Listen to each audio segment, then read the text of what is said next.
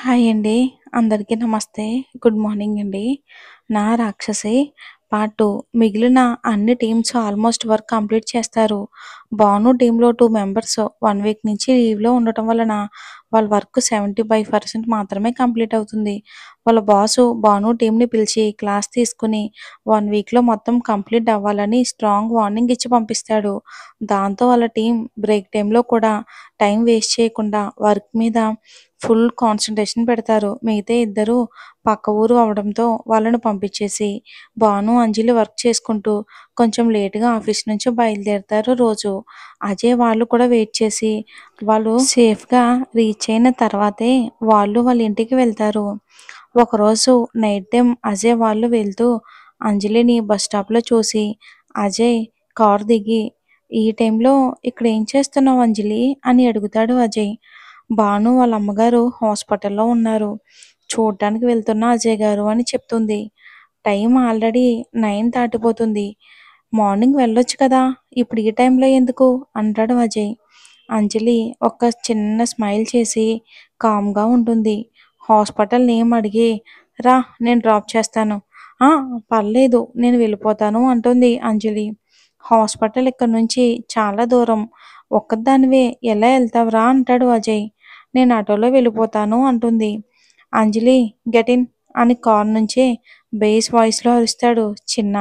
ఆ వాయిస్‌కి అంజలి ఒక్కసారిగా బెదిరిపోయి చిన్నగా ఓకే బాస్ అని కారుకు దగ్గరగా వెళ్తుంది. చిన్నగా అంజలికి మాత్రమే వినిపించేలా నువ్వు మంచిగా మాటలతో చెప్తే వినవు. నీకు వాడే కరెక్ట్ అని కారెక్కుతాడు అజయ్. ఆ మాటకు అజయ్ వైపు గుర్రుగా చూస్తూ అంజలి కూడా కారులో కూర్చుంటుంది చేసేదేమీ లేక. ముగ్గురు కలిసి హాస్పిటల్‌కి వెళ్తారు. వాళ్ళు వెళ్ళేసరికి భాను ఒక్కతే కూర్చుని బాధపడుతూ ఉంటుంది. ఇక అంజలి వెళ్ళగానే భాను తనని హగ్ చేసుకుని ఏడుస్తూ ఉంటుంది. అంజలి భాను వెన్ను నిమురుతూ ధైర్యం చెప్తూ ఉంటుంది. నీతో పాటు ఎవరూ లేరా అంటుంది. పక్కింటి ఆంటీ ఇప్పటి వరకు ఉండి ఇప్పుడే వెళ్ళింది అంజలి అని చెప్తుంది భాను. ఎలా జరిగింది? అని అంటాడు అజయ్ భానుతో. అది బీపీ ఎక్కువై కళ్ళు తిరిగి పడిపోయింది. అలా పడిపోయినప్పుడు తల గోడకి తగిలి తలకి దెబ్బ తగిలింది. 3 స్టిచెస్ పడ్డాయి. ఉదయం డిశ్చార్జ్ చేస్తామని చెప్పారు సార్ అంటుంది భాను. భాను ఏమైనా తిన్నావా? అని అడుగుతుంది అంజలి. ఆ మాటకి భాను ఏం మాట్లాడకుండా సైలెంట్‌గా ఉంటుంది. ఉండు నేను వెళ్ళి ఏదైనా తీసుకొస్తానని చెప్పి హాస్పిటల్ బయటికి వెళ్తుంది. ఏం చెయ్యాలో అర్థం కాక వీళ్ళిద్దరూ కూడా తన వెనకాలే వెళ్తారు. భాను కోసం ఫుడ్ తీసుకుని అజయ్ సార్ ఇప్పుడు భాను నైట్ అంతా ఒకతే హాస్పిటల్‌లో ఉంటుందంట అని అంటుంది అజయ్‌ని చూస్తూ. హా! అందుకే నువ్వు తనకి తోడుగా ఇక్కడే ఉండు అంటాడు అజయ్. అంజలి సార్ మీరొక దద్దోజనం తెలుసా? అంటుంది. ఆ! తెలుసు బాగుంటుంది. ఇప్పుడెందుకది గుర్తొచ్చింది నీకు? అంటాడు అజయ్. అలా ఎందుకు అడిగిందో అర్థం కాక పాపం అజయ్‌కి. మంచిది తినండి అని కోపంగా చెప్పి లోపలికి వెళ్తుంది. అయినా ఇప్పుడు నేనేమన్నానని అంత కోపంగా వెళ్ళిపోయింది? అని అంటాడు అజయ్ చిన్నాతో. చిన్న చిన్నగా నవ్వి భానుకి తోడుగా ఉండమని ఇండైరెక్ట్‌గా చెప్తుందిరా దద్దోజనం అని అంటాడు చిన్న. అజయ్ నేనా బాగోదేమోరా అంటాడు. మనం బాధలో ఉన్నప్పుడు ఎవరైతే తోడుగా ఉంటారో వాళ్ళకి ఎమోషనల్‌గా తొందరగా కనెక్ట్ అవుతాము. వచ్చిన అవకాశాన్ని జార్చుకుంటావేంట్రా? నీ ఇష్టం అని వెళ్ళిపోతాడు చిన్న. అవును ఇన్ని రోజులుగా తనతో ఫ్రెండ్‌షిప్ చేస్తున్నా. తన ఇంటెన్షన్ ఏంటో నాకు అర్థం కాలేదు. వీడికి వెంటనే ఎలా అర్థమైందబ్బా! అని అనుకుంటూ లోపలికి వెళ్ళిపోతాడు అజయ్. అజయ్ వెళ్ళేసరికి భాను అంజలిని వెళ్ళిపోమని, అంజలి నేనుంటాను అని ఇద్దరూ గొడవ పడుతూ ఉంటారు. వెళ్ళిపోమంటే ఉంటాను అంటుంది అంజలి. చిన్న పక్కన నిలబడి వాళ్ళిద్దరినీ మార్చి మార్చి చూస్తూ ఉంటాడు. అజయ్ తను ఉంటానని చెప్పినా అంజలి వినిపించుకోకుండా తానే ఉంటాను అంటుంది. వీళ్ళ గొడవకి చిరాకు వచ్చి అంజలి స్టాప్ ఇట్ అంటాడు చిన్న సీరియస్‌గా. అంజలి దెబ్బకి సైలెంట్ అయిపోతుంది. భానుని ఉద్దేశించి తనతో పాటు అజయ్ ఉంటాడు. నిన్ను హాస్టల్ దగ్గర డ్రాప్ చేసి నేను ఇంటికి వెళ్తాను. కమ్ అంటాడు అలాగే సీరియస్ ఫేస్ పెట్టి. తన బాసు సీరియస్‌నెస్ చూసి అంజలి సైలెంట్‌గా తల ఊపుతుంది. అజయ్ భాను ఆశ్చర్యంగా అంజలిని చూస్తూ ఉంటారు. అంజలి తన హ్యాండ్ బ్యాగ్‌లో నుంచి డబ్బు తీసి భాను చేతిలో పెడుతుంది. భాను మొహమాటంగా వద్దు అని అంజలికి తిరిగి ఇవ్వబోతుంటే, అంజలి అంతేలే, నిన్ను నా ఫ్రెండ్ అనుకున్నాను కానీ నువ్వు నన్ను పరాయి దానిలా చూస్తున్నావని బాధగా మొహం పెట్టి ఏడుస్తున్నట్టు యాక్ట్ చేస్తుంది. చిన్న అది చూసి డ్రామా క్వీన్ అనుకుంటాడు మనసులో. భాను నిజంగానే అంజలి ఏడుస్తుందేమో అనుకుని తన్ని బాధ పెట్టడం ఇష్టం లేక డబ్బులు తీసుకుంటుంది. అజయ్‌కి, భానుకి జాగ్రత్తలు చెప్పి ఇంక వీళ్ళిద్దరూ బయలుదేరతారు. అజయ్ 1 మినిట్ అని భానుతో చెప్పి వీళ్ళ వెనకాలే వచ్చి, అంటే నువ్వు తనకి డబ్బివ్వడం కోసమే ఈ టైంలో వచ్చావా? అని అడుగుతాడు తన డౌట్ క్లారిఫై చేసుకోవటానికి. అంజలి అజయ్‌ని చూసి చిన్నగా నవ్వుతుంది. భానుకి బంధువులెవరూ లేరా?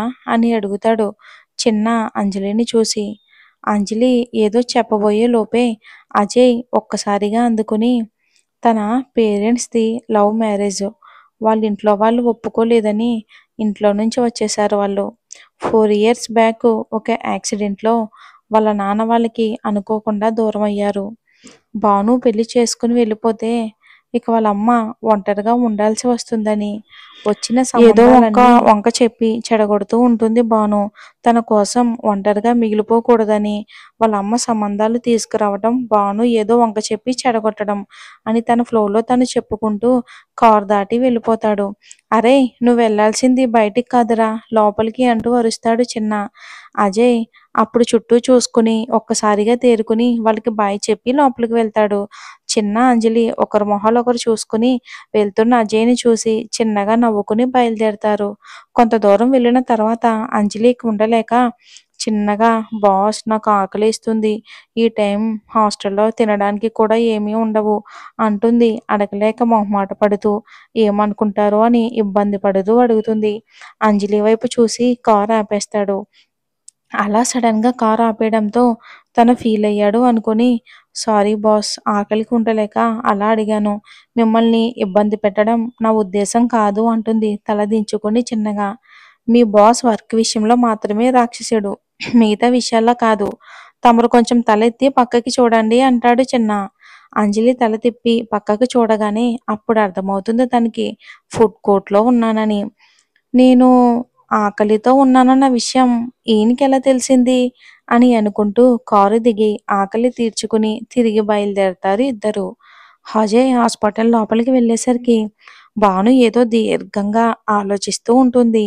భానుని చూసి, ఏంటి అంత దీర్ఘంగా ఆలోచిస్తున్నావని అంటాడు అజయ్. అంజలి గురించే. ఏదైనా ప్రేమగా చెప్తే తనకిష్టం లేకపోయినా అది వింటుంది. అలా కాకుండా అథారిటీ చూపిస్తే అస్సలు వినకుండా ఇంకా మొండిగా బిహేవ్ చేస్తుంది. అలాంటిది అరుణ్, అదే చిన్న మన హీరో, సార్‌తో తనతో ఎలా మాట్లాడినా ఎందుకు కామ్‌గా ఉందా అని ఆలోచిస్తున్నాను. అందులో ఆలోచించడానికి ఏముంది? ఎంతైనా బాస్ కదా! అందుకే సైలెంట్‌గా ఉండుంటుంది అంటాడు. మనసులో మాత్రం తను వాడిని కష్టంగా కాకుండా ఇష్టంగా భరించే రోజు రావాలి అనుకుంటున్నాను. అంజలి, నువ్వేమీ అనుకోకపోతే నిన్నొక విషయం అడగనా అంటాడు అరుణ్, అది చిన్న. తన బాస్ పేరు, కంపెనీ పేరు ఒకటే అనుకుంటుంది. అందుకే ఎవరినీ అడగదు. వాళ్ళ బాస్ పేరు అరుణ్ అని అంజలికి తెలీదు. హ్మ్ అంటుంది చిన్నగా. నీకు ప్రేమ, పెళ్లి ఇవన్నీ ఇష్టం ఉండవు కదా! మరి ఎందుకు అజయ్‌ని, భానుని ఒకటి చెయ్యాలనుకుంటున్నావు అంటాడు. నాకిష్టం లేదని ప్రతి ఒక్కరూ నాలాగే ఉండాలి అనుకోవడం మూర్ఖత్వం అవుతుంది సార్. అది ఆలోచనలు, మనస్తత్వాలు ఒకేలా ఉండవు అన్నట్లు. అరుణ్ అంజలిని ఒకసారి చూసి సైలెంట్‌గా కార్ డ్రైవ్ చేస్తాడు. ఆ సైలెన్స్ చూసి అలా చెప్పడం తన బాస్‌కి నచ్చలేదేమో అనుకుంటుంది అంజలి మనసులో. కొంతసేపు తర్వాత తానే కల్పించుకుని, ఈ ప్రాజెక్ట్ కంప్లీట్ అయ్యాక అజయ్ సార్ వెళ్ళిపోతారా బాస్ అని అడుగుతుంది. హా! వాడు ఉండాలే కానీ డైరెక్ట్‌గా నా సీట్‌లో అయినా వాడిని కూర్చోబెడతాను. కానీ వాడు ఎన్ని విధాలుగా చెప్పినా వినట్లేదు. నీ దగ్గర ఏదైనా ఐడియా ఉంటే చెప్పొచ్చు కదా అంటాడు. ప్రస్తుతానికి ఏమీ లేవు అంటుంది అంజలి ఆలోచించాలి అన్నట్లుగా. వీళ్ళు మాటల్లో ఉండగానే అంజలి హాస్టల్ వచ్చేస్తుంది. అంజలిని డ్రాప్ చేసి అరుణ్ వెళ్ళిపోతాడు. అంజలి లోపలికి వెళ్ళగానే వాళ్ళ వార్డెన్ సీరియస్‌గా చూస్తూ ఒక గంట లేట్ అయినందుకు ఇంకో గంట సేపు ఫుల్‌గా క్లాస్ పీకి స్ట్రాంగ్ వార్నింగ్ ఇచ్చి పాపం లోపలికి పంపుతుంది అంజలిని. మరుసటి రోజు ఉదయం అంజలి తొందరగా రెడీ అయ్యి భాను వాళ్ళ ఇంటికి వెళ్తుంది. అప్పటికే అజయ్ భాను వాళ్ళని ఇంట్లో వదిలేసి వెళ్ళిపోతాడు. తను వెళ్ళేసరికి భాను టెన్షన్‌గా ఉండడం చూసి వాళ్ళ అమ్మగారి గురించి టెన్షన్ పడుతుందేమో అనుకుని ఏమీ కాదని భానుకి ధైర్యం చెప్తూ ఉంటుంది. అమ్మకి ఏమీ కాదని నాకు తెలుసు. నేను టెన్షన్ పడుతుంది ప్రాజెక్ట్ గురించి. ఇంకా మనకి 2 డేస్ మాత్రమే టైం ఉంది అంటుంది భాను. నువ్వు అమ్మని చూసుకో. ప్రాజెక్ట్ గురించి నేను చూసుకుంటాను. భాను చేతిలో చెయ్యి వేసి ప్రామిస్ అని చెప్పి వెళ్ళిపోతుంది. నువ్వా? ఎలా? అని భాను అడుగుతున్నా వినిపించుకోకుండా వెళ్ళిపోతుంది అంజలి. హ్మ్. దీన్ని ఎవడు చేసుకుంటాడో గాని అయిపోయాడు అని అనుకుంటూ వాళ్ళ అమ్మ దగ్గరికి వెళ్తుంది భాను. అలా ఉండగానే ఇంకా ఆ రోజు గడిచిపోతుంది. మరుసటి రోజు అరుణ్ అజయ్‌కి కాల్ చేస్తాడు. అవతల అజయ్ నిద్ర మత్తులోనే కాల్ లిఫ్ట్ చేసి, "ఏంట్రా ఇంత ఉదయాన్నే ఫోన్ చేశావు?" అంటాడు విసుగ్గా.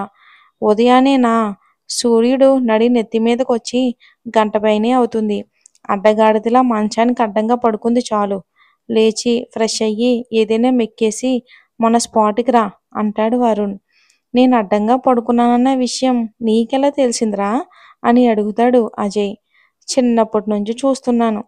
అయినా నీ గురించి నాకు తెలీదా? ఇంక సొల్లాపి మూసుకుని రా బే" అని కాల్ కట్ చేస్తాడు అరుణ్. వీడొకడు నాకు మొగుడులా తయారయ్యాడు.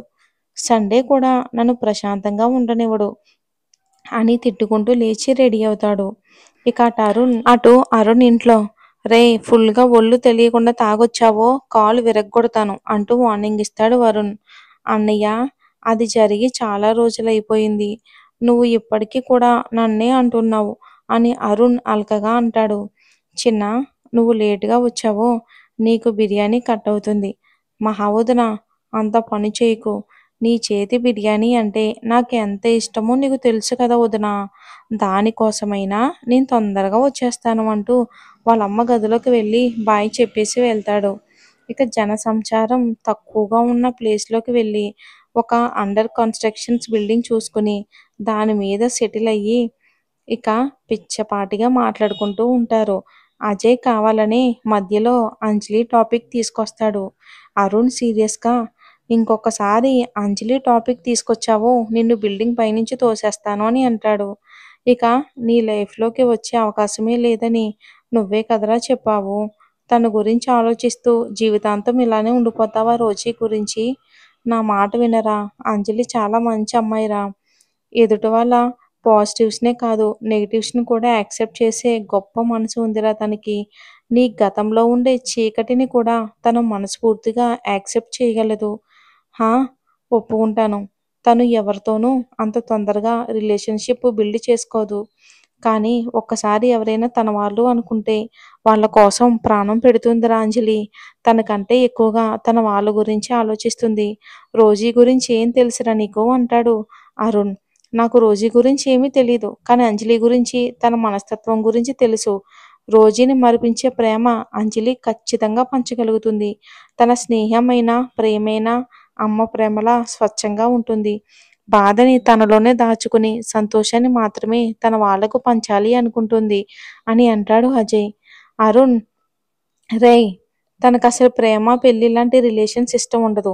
అలాంటిది తను నన్నెలా పెళ్లి చేసుకుంటుంది అనుకుంటున్నావు? అని అంటాడు. తను ఎందుకు అలా అనుకుంటుందో నాకు తెలీదు కానీ, తనకు నిజమైన ప్రేమ దొరికితే తను తన ఆలోచన మార్చుకోవచ్చేమో కదరా! అంటాడు అజయ్.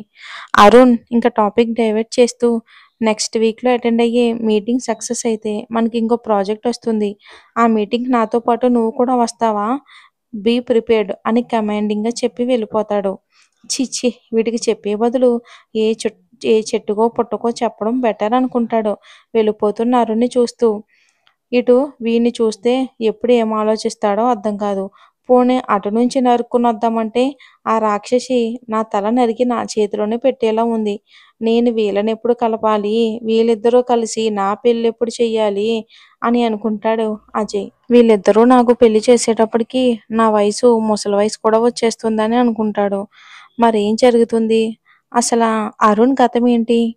అంజలి ఎందుకు అలా అనుకుంటుంది అనేది మనం వచ్చే ఎపిసోడ్‌లో చూద్దాం. నిజంగా మీకు స్టోరీ నచ్చినట్లయితే నాకు కామెంట్ చేయండి. లేదంటే వేరే వేరే స్టోరీ ఇస్తాను. జెన్యూన్‌గా కామెంట్ చేయండి. స్టోరీ అయితే చాలా బాగుంటుంది. నన్ను నమ్మండి. అండ్ మీకు సారీ కూడా సడెన్‌గా అలా జరిగినందుకు. అర్థం చేసుకున్నందుకు చాలా థాంక్స్ అండి. Thanks for watching. ఇంకో ఎపిసోడ్ ఒక 1 అవర్‌లో ఇస్తాను.